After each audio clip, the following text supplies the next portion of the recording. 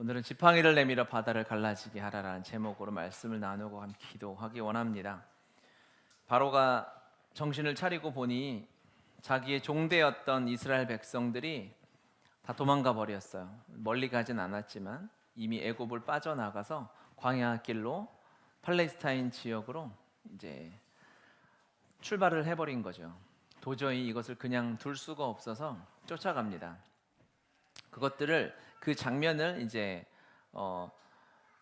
이스라엘 백성들 보게 되죠. 10절에 보니까 바로에 가까이 올 때에 이스라엘 자손이 눈을 들어 본즉 이렇게 이야기합니다. 이스라엘 자손들이 평생 애굽 땅에서 종 되었던 삶을 살았어요. 그리고 그 종되었을 때 가장 두려웠던 게 무엇일까요? 종인데도 불구하고 반항하지 못했던 것은 막강한 애굽의 군대였습니다. 그들의 무력이죠. 그 근동 지역을 완전히 지배하고도 남음이 있는 가장 강력한 이집트 제국의 군대가 그 땅에서 430년 종살이할 때 거기 눌려 있었던 거죠. 얼마나 무섭겠습니까? 그런데 그 두려움의 대상이 이제 우리를 그냥 그 밑에서 종으로 살다가 이제는 그 창이 나를 향해서 달려오는 모습을 보는 것입니다.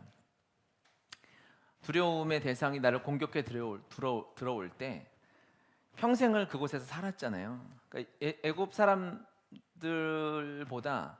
사람들도 그들의 상전이었지만 그 뒤에 있는 이제 근본적인 두려움들을 이들이 보게 된 것입니다. 하지만 하나님이 출애굽의 사건 하나하나는 그냥 우연히 있는 것이 아니고요. 하나님께서 하나하나 다 우리를 위한 메시지이고 우리를 위한 주님의 말씀인 것이죠. 굳이 왜 애굽을 이렇게 진멸시켜야만 했을까요? 애굽이 나중에 공격하지 못하게 하나님이 그냥 가나안 땅을 보호해 주셔도 되지 않았겠어요? 그런데 주님께서는 지금 무엇을 하려고 하시냐면 이스라엘 백성의 가장 큰 두려움의 대상이었던 이 애굽 군대를 침몰시키려고 하시는 것입니다. 30절 보면요. 그날에 여호와께서 이스라엘 자손을 애굽 사람의 손에서 구원하심에 이스라엘이 바닷가에서 애굽 사람들이 죽어 있는 것을 보았더라. 아멘. 이제 그렇게 두려움의 대상이었던 애굽이 완전히 침몰해서 바닷가에 이제 그 잔해만 남아 있는 시체만 남아 있는 것을 하나님께서 이스라엘 백성들의 눈으로 보게 하셨어요. 가장 큰 두려움의 대상이었던 애굽의 군대가 침몰한 것이죠. 주님이 그것을 다스리셔야만 했습니다. 이 세상을 살아가면서 주님과 동행한다고 하면서도 두려움의 이 대상들이 있는 거예요. 세상 사람들을 보면 두려움에 사실은 빠져 살죠. 그 두려움의 대상이 무엇인지 정확히 보고 그것을 말씀 안에서 은혜 안에서 해결하지 않으면 그것에 눌려 살게 됩니다. 그것에 영향을 받게 됩니다. 때로는 그것이 나를 압박하고 나를 정말 종처럼 개처럼 막 목줄 잡아 끌기도 하고요.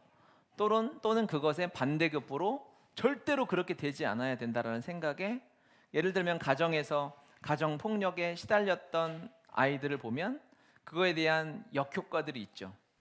안 좋은 영향을 받아서 자기도 모르는 사이에 그것들을 폭력적인 아버지 밑에서 술주정 밑에서 자란 아이들을 봤을 때 그것을 그대로 배워서 자기가 성인이 되었을 때 자기의 삶에 드러나는 일이 실제로 많잖아요. 굳이 예를 들지 않아도. 왜 그럴까요? 두려움의 대상이었는데 두려움의 대상이라는 건요, 여러분 어느 순간 나도 알지도 못하는 사이에 내가 동경하는 대상이 되는 거예요. 저게 두려웠기 때문에 저걸 내가 가지면 나도 그 정도의 사람이 될 수 있어라고 생각하는 거죠. 이스라엘 백성들은 두려움의 대상이었던 이 애굽의 군대와 무력이 두려움이었기 때문에 그것을 아마 본인들도 하나님의 약속의 땅으로 갔을 때 동일한 방법으로 그 무력으로 그 땅을 다스리고 하나님의 통치가 아닌 세상의 힘의 원리로 다스리는 것을 하나님이 기뻐하시지 않았기 때문에 이 두려움의 대상을 제거하고 자유함을 주시기 위함입니다. 이렇게 막 두려움의 대상을 동경하는 경우가 내 마음 안에 있기도 하고요. 또는 오히려 반대로 절대로 나는 저렇게 되지 않을 거라는 생각에 막 오히려 거기에 매여서 살아가는 자녀들도 많이 보게 되죠.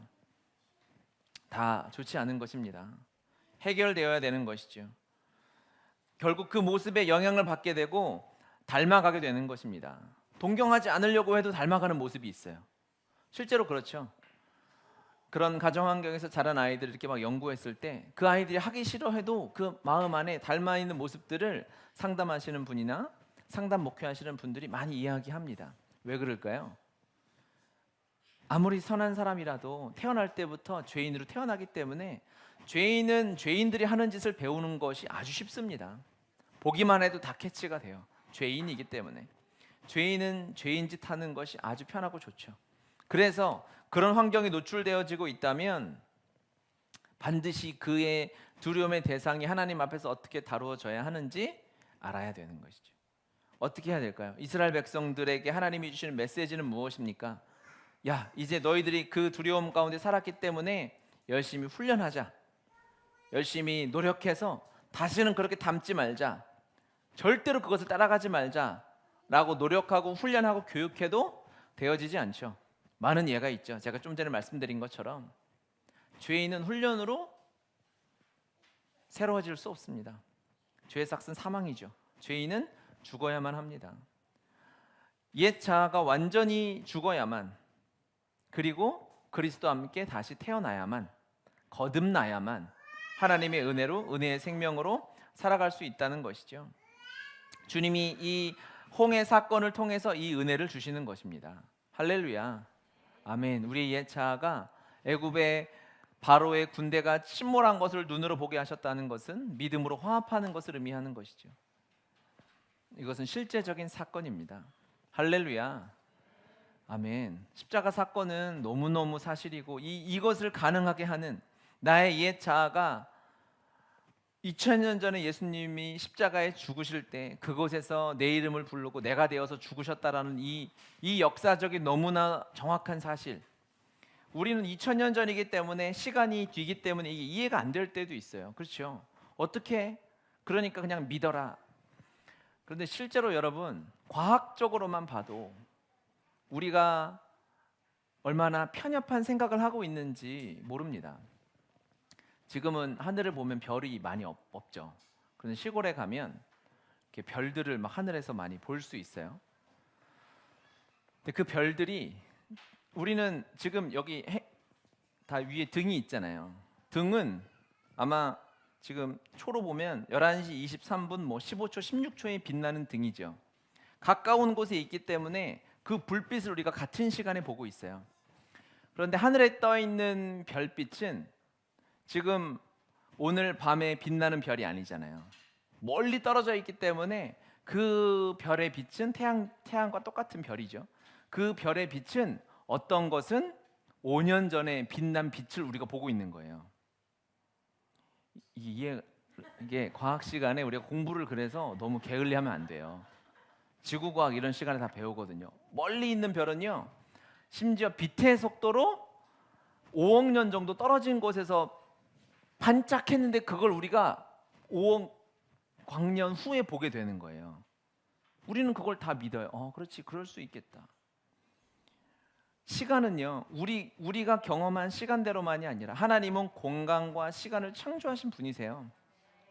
2000년 전에 예수 그리스도의 갈보리 언덕은요, 모든 인류의 이 악함과 홍해에 침몰해야 하는, 죽어야만 하는 우리의 연약함을 모두 짊어지신 예수 그리스도의 십자가였습니다. 그것은 너무나 역사적인 사실이고, 그것을 우리가 믿음으로 받아들이기만 하면 하나님은 이 은혜를 우리에게 주시는 것입니다. 홍해가 갈라지는 역사, 갈라져서 마른 땅으로 지나가서 죽을 것 같은 고통이었지만, 홍해 앞에 이스라엘 백성들이 두려움에 벌벌 떨었지만, 그것은 여러분 너무나 당연한 사실입니다. 어느 한 사람이 십자가 앞에서 두려워하지 않을 사람이 없어요. 예수님마저도 아버지여, 이것을 내가 피할 이 잔을 내가 피할 수만 있다면 피하게 해달라고 외칠 만큼 두려운 것이 하나님의 무서운 심판입니다.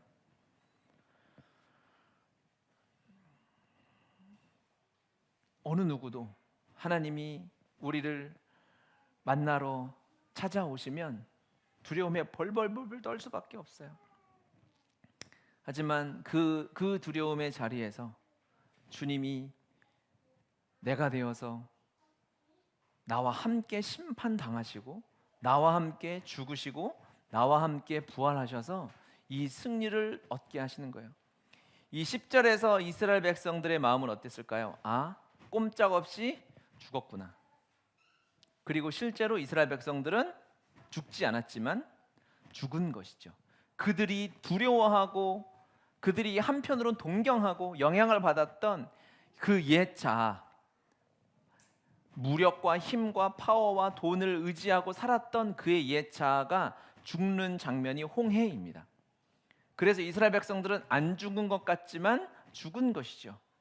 애굽에서 살았던 이스라엘 백성은 이제 죽은 것입니다. 홍해 이후의 이스라엘 백성은 유월절 어린 양의 피로 살아나는 것이죠. 인생이 완전히 달라요. 같지 않아요. 주님이 그것을 우리에게 이건 너무나 역사적이고 실제적인 사건, 십자가 구원의 비밀입니다. 아멘이십니까?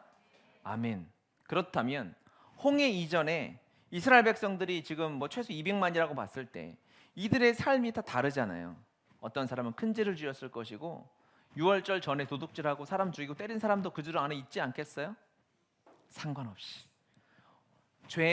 우리의 판단으로 죄의 경중과 상관없이 죄의 많고 적음과 상관없이 홍해를 통과하는 것으로 인해서 그의 모든 죄는 깨끗하게 씻어지고 그리스도가 주시는 새 삶을 주님과 동행하는 영생함을 누리게 되는 것이죠. 할렐루야. 아멘. 그래서 이 우리를 구원하신 이 십자가는 우리에게 완전한 자유함을 주십니다. 주님을 만났음에도 주님을 믿음에도 우리가 자유함을 누리지 못하는 일은 없어요. 그럴 수 없습니다. 그렇다면 아직 십자가를 다 모르는 것입니다. 주님이 우리를 홍해로 인도하셔서 구원을 주시고 예수 안에 새 생명을 주셔서 감사합니다. 그 주님을 찬양합니다. 할렐루야. 아멘. 그리고 모세에게 말씀하시죠. 주님의 일하심은 항상 아주 한결같으십니다. 이스라엘 백성들 그냥 걸어가게 하셔도 됩니다. 그런데 일부러 굳이 모세에게 명령하시는 거죠. 15절 같이 읽겠습니다. 여호와께서 모세에게 이르시되 너는 어찌하여 내게 부르짖느냐 이스라엘 자손에게 명령하여 앞으로 나아가게 하고 16절 지팡이를 들고 손을 바다로 내밀어 그것 갈라지게 하라 이스라엘 자손이 바다 가운데에서 마른 땅으로 행하리라. 아멘. 바다를 가르친대요 모세에게.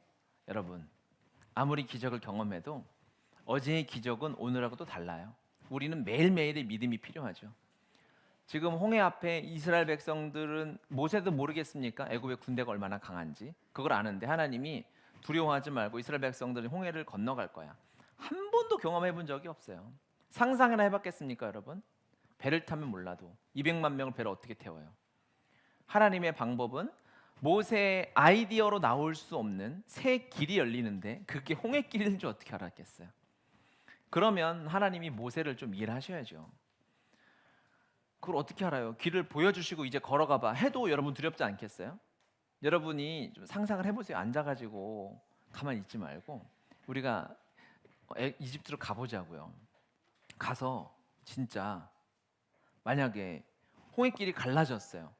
성경에 하면 동풍이 불어서 이제 바람이 아주 강력하게 불어서 이것도 신기하죠. 바람이 강력하게 부는데 하나님은 어쨌든 편파적이에요. 바다가 물이 막힐 정도의 바람이면요 여러분의 몸무게면 다 날아가요. 몇 분은 괜찮을 것 같기도 한데 거의 대부분 날아가요. 바닷물이 우리가 영화나 그런 애니메이션 같은 거 보면 바닷물이 이렇게 막 새울 정도면 그러니까 바람을 주님이 또 거기다만 부신 거예요. 이스라엘 백성들 왜? 거기 애기들도 있거든요. 조그만한 애기들 금방 날아가죠. 그 상황 앞에 길이 열렸어요. 거길 걸어가라 해도 두려운 거예요. 어떻게 걸어가요?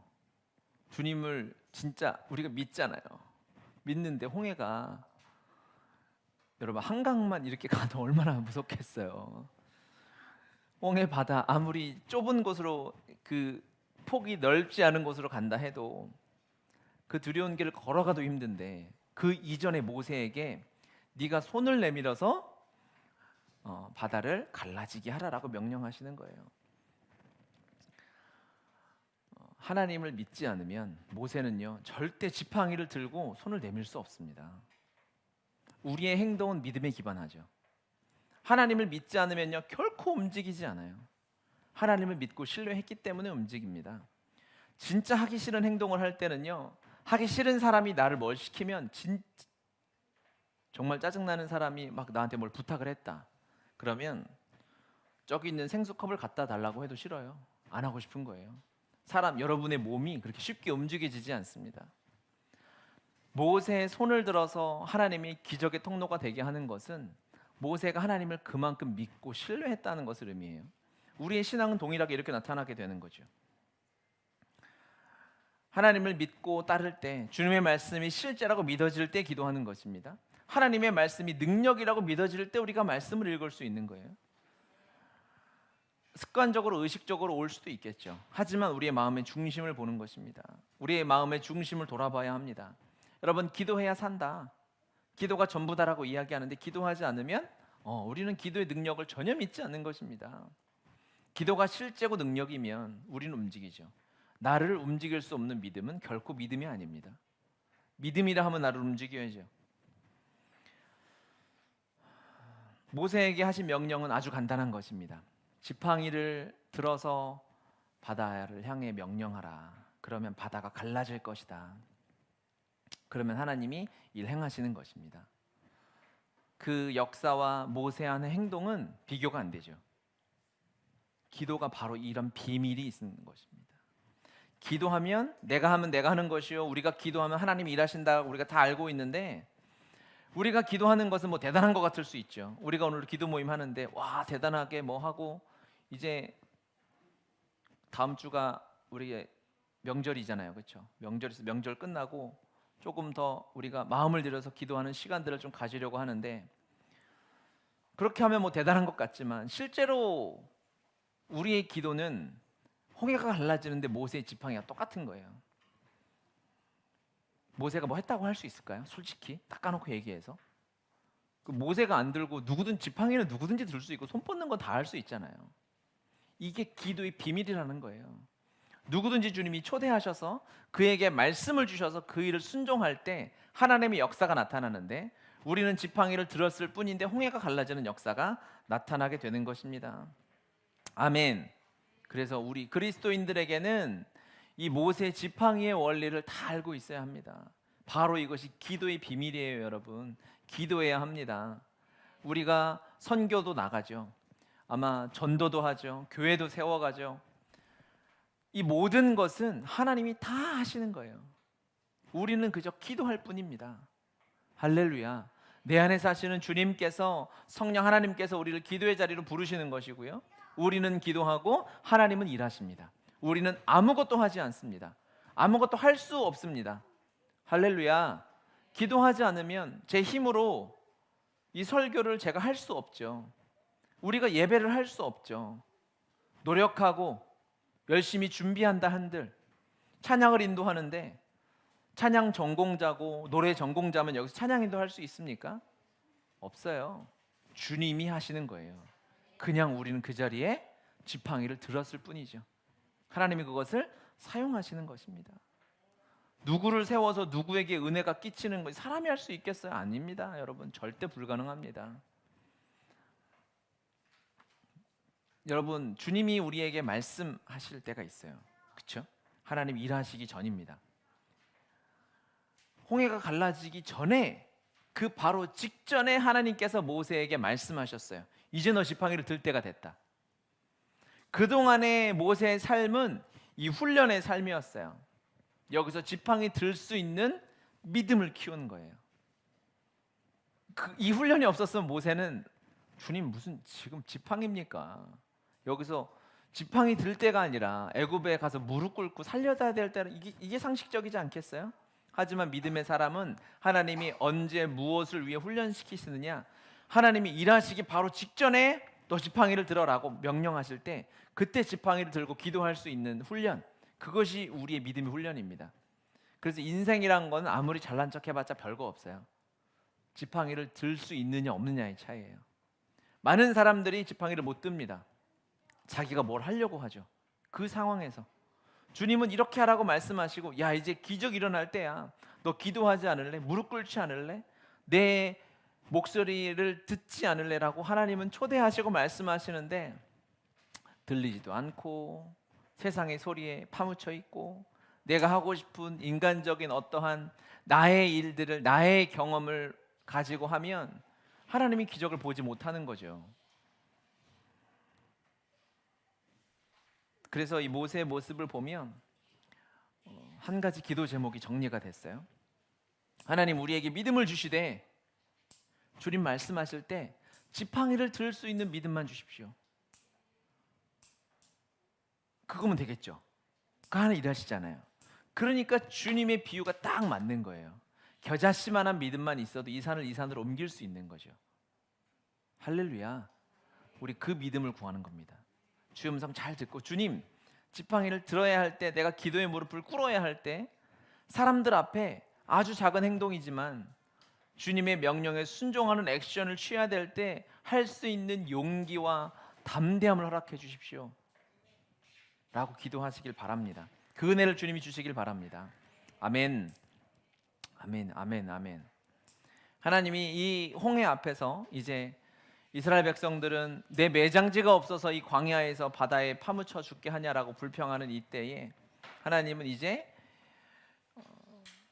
사람이 상상할 수 없는 길을 여시는 거죠.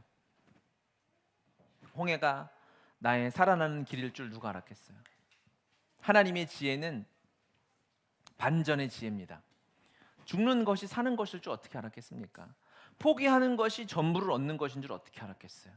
십자가에 죽는 것이 천국을 소유하는 것이잖아요.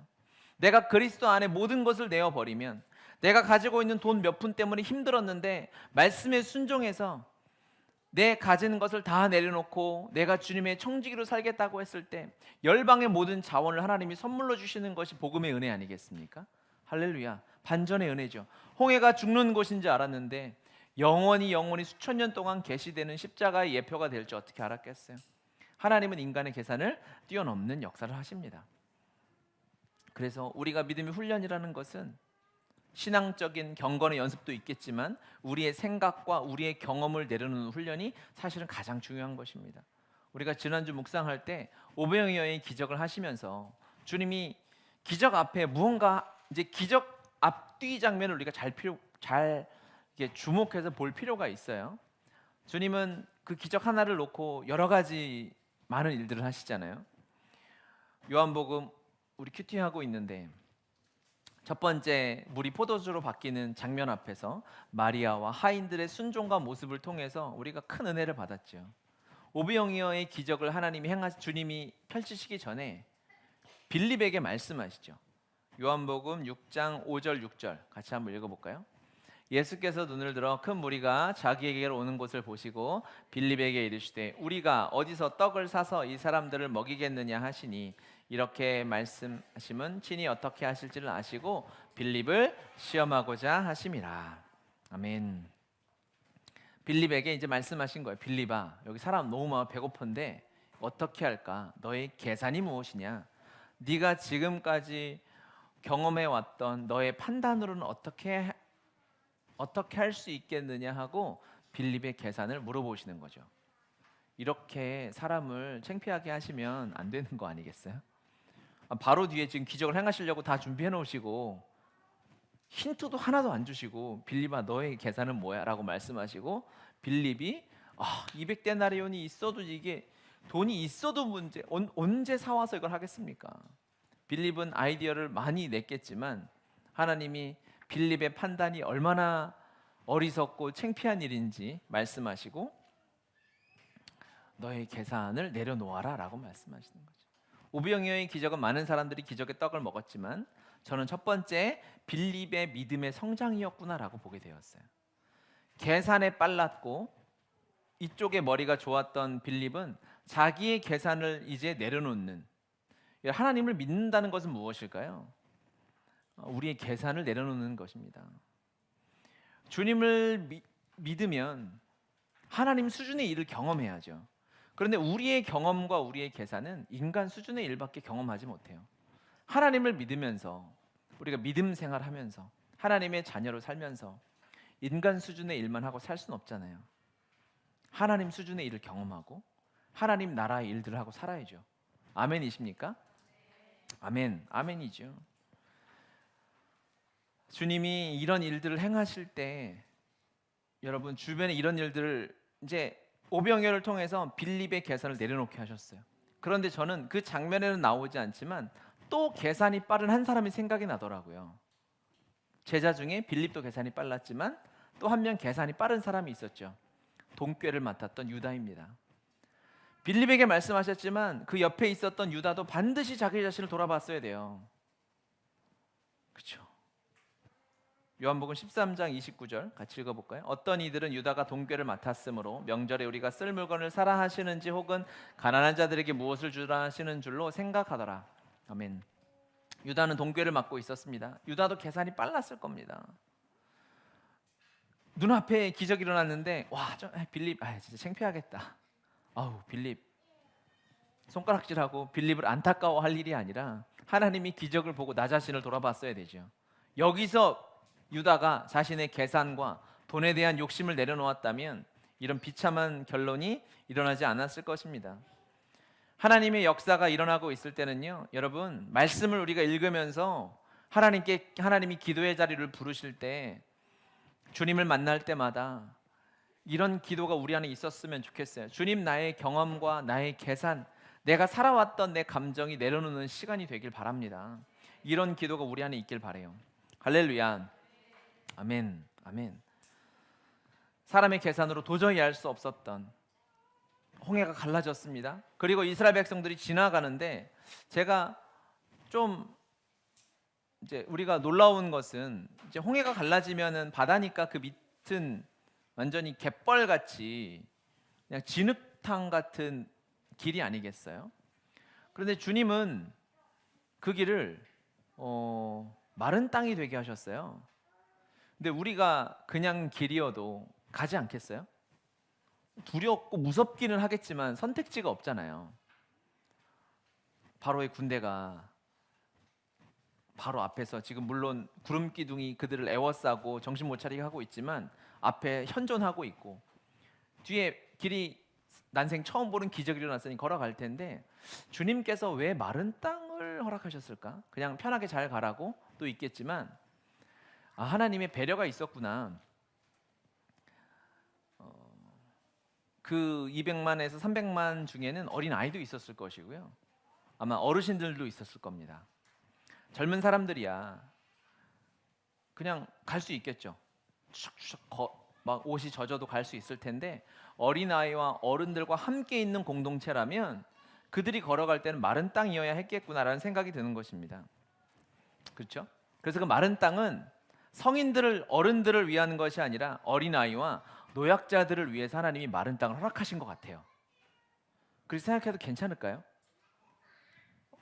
뭐 동의 안 해도 할 수 없어요. 저는 그렇게 은혜를 받았어요. 그렇겠다. 그러면 이제 그거를 깨달아야지.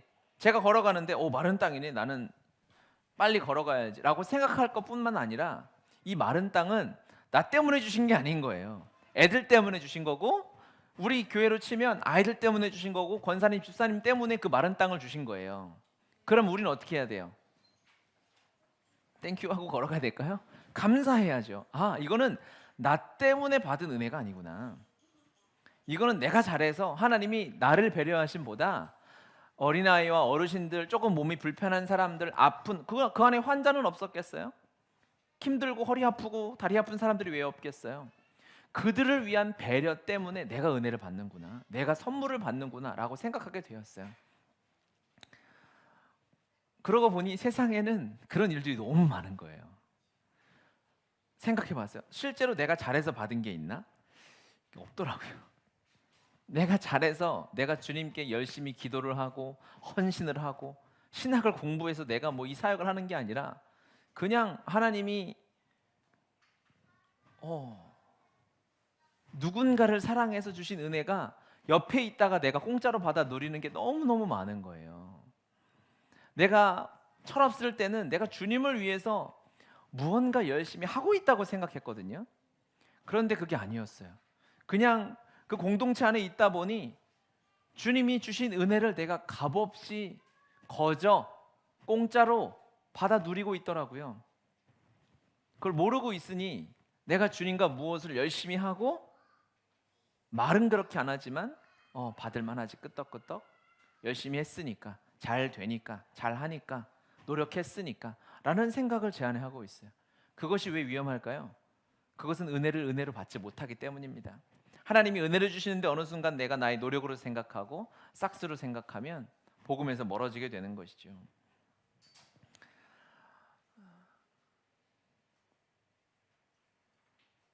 (1997년) 여름에 저를 강원도 수련회장으로 인도하셔서 북한을 위해 기도하게 하시고, 북한 땅을 위해서 첫 눈물을 흘리게 하시고, 그 뒤로 잊지 않고 계속 하나님이 북한을 위해 기도하고 헌신하고 선교하게 하시고 섬기게 하셨죠. 저는 저의 젊은 시절과 또 신학을 하면서, 또 제가 부교역자로 사역을 하면서 북한을 위해서 기도하는 일, 훈련받는 일을 열심히 했어요. 그래서 하나님 앞에 북한 땅을 열어달라고 기도도 하고, 북한이 열리면 들어가겠다고 헌신도 하고 있었어요. 제가 북한을 위해서 무언가 열심히 하고 있는 줄로 착각을 하고 있었거든요. 그런데 하나님께서 우리 교회를 개척시키시기 전에 개척을 준비하게 하시면서 제가 그때 금식을 막 간절하게 기도하는 마음으로 한 건 아닌 건 아시죠? 그리고 개척 전에 그런 뭔가 스토리는 있어야 되니까, 그래서 나도 금식해야지 하고 이제 금식하다가 시간이 너무 남아서, 백수니까요. 그래서 차를 운전해서 통일전망대 가가지고 혼자 기도하는데, 북한 땅을 바라보면서 기도하는데 하나님께서 그런 감동을 주셨었죠, 저한테. 제가 한두 번 말씀드린 적이 있지만, 북한 땅을 위해서 제가 헌신하고 기도하고 막 헌금도 보내고 탈북 아이들을 섬기고 했지만, 내가 북한을 위해서 한 것이 아니라 북한 땅을 하나님이 사랑하시고 북한 땅을 회복시켜 가시는 과정 가운데 내가 있었기 때문에, 북한 때문에 제가 성장한 거더라고요. 북한 때문에 기도하면서 제 믿음이 자랐고, 하나님 아버지의 마음을 보았고, 한 영혼도, 아무리 약한 영혼도, 김일성이 김정일 같은 영혼도 하나님이 저주하고 내팽개치시는 게 아니라 긍휼히 여기신다라는 것은 하나님의 마음을 제가 그렇게 알았거든요. 와, 이거 내가 무엇을 한 게 아니라 하나님이 그냥 거저 주시는 것이구나, 내가 공짜로 받은 거구나 라는 것을 거의 이제 너무 나이 40대에서 깨닫게 된 거죠. 그러면 하나님의 은혜를 보게 되는 것입니다. 거저 받은 은혜구나, 내가 노력하는 것이 아니구나, 내가 그것에 있었기 때문에 하나님의 은혜를 누릴 수 있었구나. 세상에 많은 원리가 이렇게 되어집니다. 여러분, 역사를 봐도요, 하나님의 사람들 때문에 그 공동체가 복을 받습니다. 사람들은 모르죠. 세상도 다 이렇게 돌아가요. 역사를 봐도 간단히 그냥 뭐 유럽이 부흥할 때, 미국이 세계 가장 부유한 나라가 되었을 때, 그 직전에 영적인 부흥이 얼마나 일어났는지 우리가 다 알고 있지 않습니까? 왜 그랬을까요? 하나님은 영적으로 부흥한 곳에 세상적인 복도 더하셔서 그 재정을 타고 그 복을 타고 복음이 땅끝까지 흘러가도록 일하시기 위한 하나님의 계획이죠. 저는 그렇다고 믿고 그것이 사실이고 진리라고 믿습니다. 한국 교회가 70년대 80년대 엄청나게 부흥했을 때 사람들은 생각하죠. 백성들이 열심히 일했고 기업들도 노력했고, 그래서 우리가 지금 이렇게 세계에서 이제 10손가락 안에 드는 세계 7, 8위 되는 선진국이 되었다라고 생각할 수 있겠지만, 그것만 가지고 될까요? 아닙니다. 하나님이 하신 거죠. 하나님이 복음 전파, 선교 완성, 북한 땅의 회복을 위해서 이 땅에 그렇게 일하고 계셨다는 것을 절대 잊으면 안 되는 거예요. 하나님은 그래서 우리에게 복을 주신 것입니다. 아멘이죠. 아멘. 그래서 세상은 사실, 이 나라는요, 하나님의 은혜 때문에, 더 정확히 이야기하면 한국 교회 때문에 복을 받은 것입니다. 아멘. 아멘. 물론 교회가 그런 어려움은 항상 딜레마가 있죠. 하나님이 복을 주시면 꼭 타락하는 유럽의, 미국의 교회들, 한국의 교회들의 모습이 나타나지만, 그것이 세상에 드러나서 손가락질 받고 비난받긴 하지만 그것이 다가 아니죠. 그럼에도 불구하고 복음의 생명을 가지고 열방을 품고 영혼을 품는 교회들이 있음을 기억해야 합니다. 아멘이시죠? 올 한 해 하나님께서 저는 이 땅에 여러분의 삶에 대한민국에 더 큰 복을 주실 거라는 믿음이 있어요.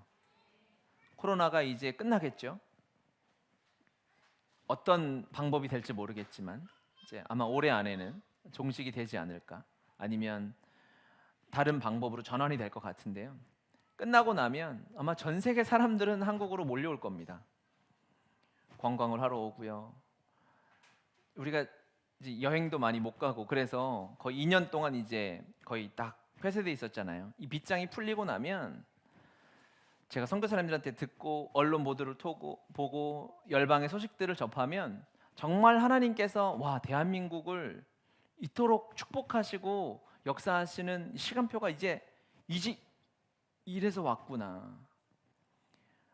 문화적으로, 경제적으로 하나님 주신 복이 너무 큰 거예요. 여러분 보세요. 이제 몇 년 뒤에 우리나라는 이렇게 좀 건물을 잘 지어놓고 좀 있어 보이게 하려면 외국 이름을 막 갖다 붙이잖아요. 프랑스 이름 붙여가지고 뭐 르피에르 뭐 센터 뭐 이렇게 해놓고 하고 뭐 해놓으면 뭐 있어 보이잖아요. 그들의 문화를 동경하고 했기 때문에 그렇거든요.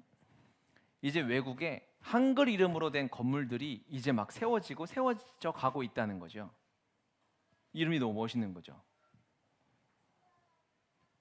우리나라에 있는 예쁜 이름들을 그대로 따다가 전 세계 건물들이 세워져 가고 문화를 장악해 가고 있는 때가 한 번도 한반도에서는 대한민국 사람들은 경험해 보지 못했던, 여러분 외국에 가면 갑자기 이제 무슨 세종 빌딩 이런 게 있을지도 몰라요. 거리가 있는데 여기가 뭐 젊은이들의 광장 아니면 뭐 먹자 골목 이런 식으로 생길 거라니까요. 진짜로 그렇게 생겨가고 있고, 하나님이 복을 주시는 데는 하나님의 큰 역사가 있고요. 하나님의 일하심이 있고, 그래서 우리에게 믿음을 요구하시는 거죠. 기도하게 하시는 거죠. 지팡이를 들 때가 이제 다가온 것입니다. 확신합니다.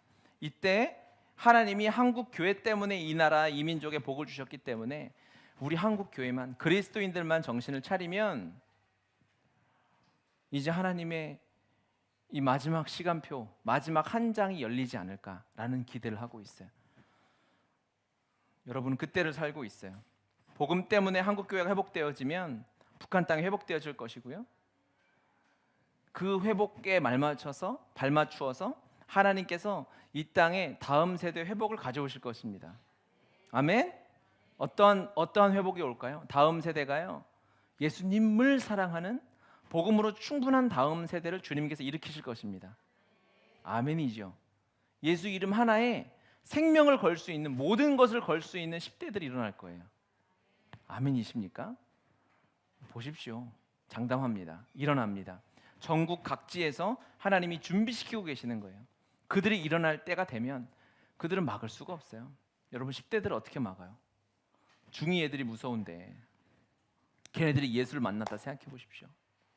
고등학생들이 예수를 정면으로 만나서 10대 선교사들이 열방으로 퍼져나가게 될 것입니다. 청년들이 열방을 지배하고 다니게 될 거예요. 그때가 놀라운 출발점의 올해가 될 겁니다. 북한 땅이 열리고 우리가 하나님의 계획과 방법을 따라서 북한 땅에 발 디딜 준비를 해야 돼요. 여러분 하고 있어야 돼요. 열리고 됐나? 그냥 묻어서 군중 안에 따라가야지. 이스라엘 백성이 아니라 하나님 이 말씀을 주시는 것은요, 여러분을 이스라엘 백성으로 부르신 것이 아니라 영적인 지도자 모세로 부르신 것입니다. 지팡이를 드는 사람은 모세였어요. 그것을 따라가는 백성들도 있었죠. 백성들도 감사한데 먼저 기도하게 하시고 먼저 감동을 주시고 먼저 말씀을 받은 사람은 모세였어요. 그러면 믿음의 걸음을 먼저 걸을 수 있어야 하는 것이죠. 할렐루야. 아멘. 위기라 생각하고 어렵다 생각하고 지금 눈에 보이는 것이 없을 이때가 홍해 앞에 서 있는 이스라엘 백성들과 너무 딱 맞는 것입니다. 영적으로 그래요. 여러분 이 나라의 역사가 그렇게 흘러갈 거라고 저는 믿고 기도하고 있어요. 정말론자로 이렇게 취급하지 마시고 기도하는 주신 감동을 나누는 것입니다. 분명히 열릴 것이고 우리는 준비하고 있어야 돼요. 일터도 마찬가지입니다. 여러분의 삶도 마찬가지입니다. 하나님이 혹시 여러분에게 기도하라는 부담을 주시거나 기도하라는 사인을 주신다면 지팡이를 들 준비를 해야 되는 거죠. 혹시 그런 사인들을 주십니까? 기도 좀 해야 되지 않겠니? 야, 그만 자빠져 자고 일어나서 기도 좀 해야 되지 않겠니라고 사인을 주십니까? 그럴 거예요. 저는 그럴 것 같아요. 왜? 지금 우리 홍해 앞에 서 있기 때문에. 정말 한국 교회가 내일이 없는 절망적인 상황에 처해 있기 때문에 믿음의 사람은 이것을 사인으로 받아들이는 거예요. 우리가 금요일에도 기도했어요. 한국 교회 신학교가 아마 5년 내로 망할지도 모르는 절벽 앞에 서 있어요. 완전 홍해 앞인 거죠. 이때 믿음으로 지팡이를 들고 돌파할 모세가 필요한 것입니다. 할렐루야. 아멘. 아멘. 기회가 온 것입니다. 위기가 아니고 기회가 온 거예요.